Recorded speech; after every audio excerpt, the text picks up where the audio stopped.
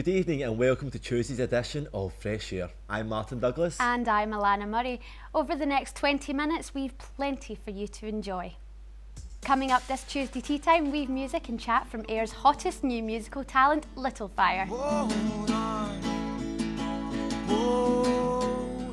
And we're joined in the studio by Kevin Wadsworth, the owner of Chisholm's Cheese, to give us some tips on what cheese is best to serve with wine and to educate us in all that is cheeseonomics. And we'll see how Martin got on in his visit to Heads of Ayr Farm Park to meet some interesting characters, including a couple of rather large donkeys. Romanian Weeklies were absolute legends. Definitely made some head in new friends. But first tonight, we're delighted to be joined by a young man who has taken the Scottish music scene by storm. At just 25, he's already gained praise from some of the music industry's most respected names. He has performed in front of 100,000 people in London, and we are delighted to welcome Jamie McGeechan, aka Air's very own Little Fire. Thanks for coming in, Jamie. How are you? I'm very well, thank you very much for having me. It's a pleasure to be here, thank you. No problem. So tell us a bit about yourself. I'm a 25-year-old singer-songwriter from Ayr and I go by the name Little Fire. I get that name from my wee brother's name, Aidan. The Gaelic to English translation of Aidan's Little Fire. And I'm having the best 12 months of my life, really am, with my music. It's going so well. That's an interesting name, I like it. How would you describe your music? It's acoustic, isn't it? Aye, it's acoustic based, it's kind of folky, but there's kind of more contemporary stuff in there, a bit of blues influence and definitely pop as well. Yeah. Where would you say your influences come from? Is it quite bluesy? Or? Musically, I've really always appreciated Nick Drake and John Martin, Damien Rice, Bob Marley, John Mayer. So singer-songwriter sort of stuff. So as a singer-songwriter, how did you get started in the industry and kind of start putting your stuff out there?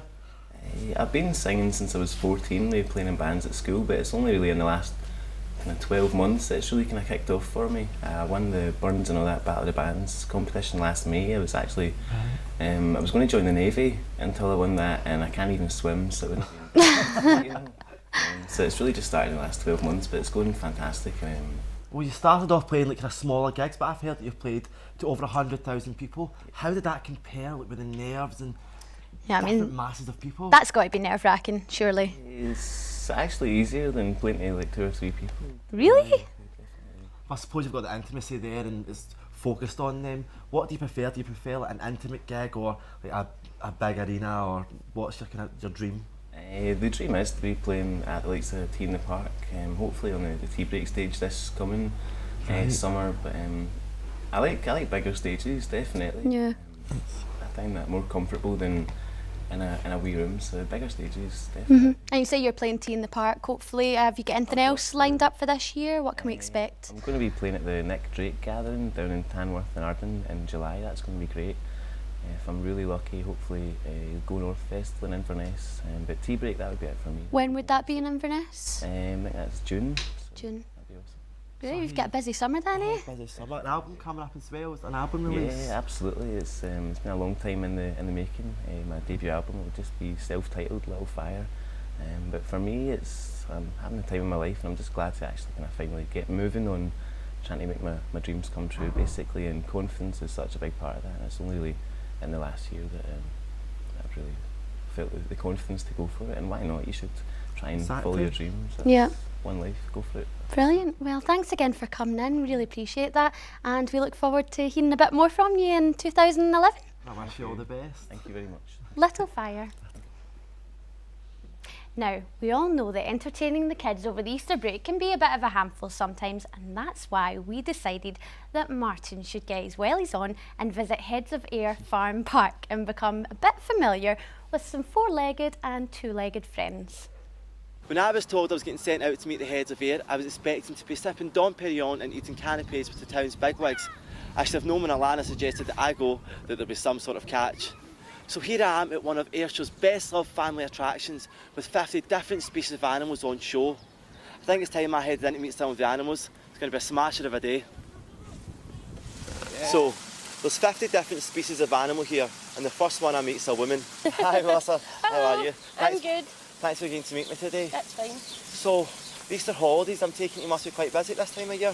At the minute, weather's not exactly been the best for us, but that's just Scottish weather for you.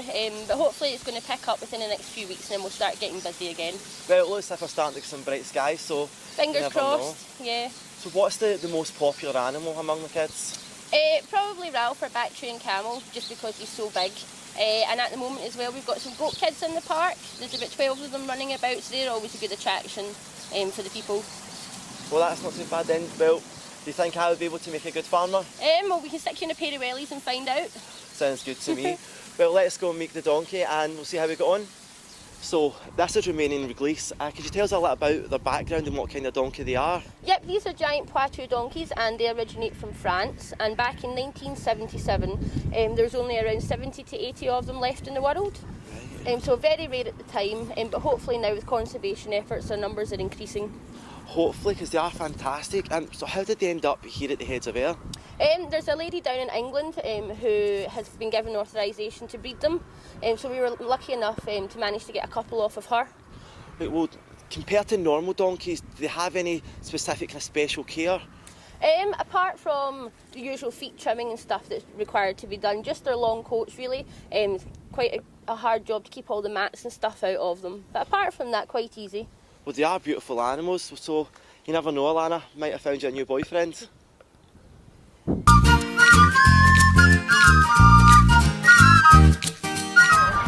are the squirrel monkeys, they're my favourite.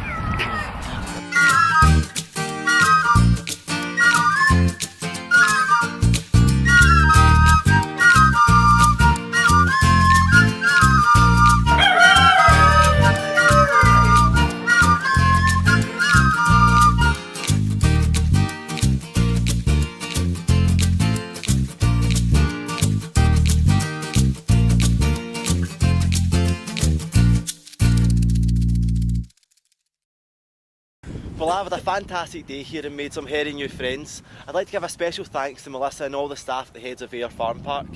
Well, looks like there's a lot more for me to do here, so catch up with you soon, Alana.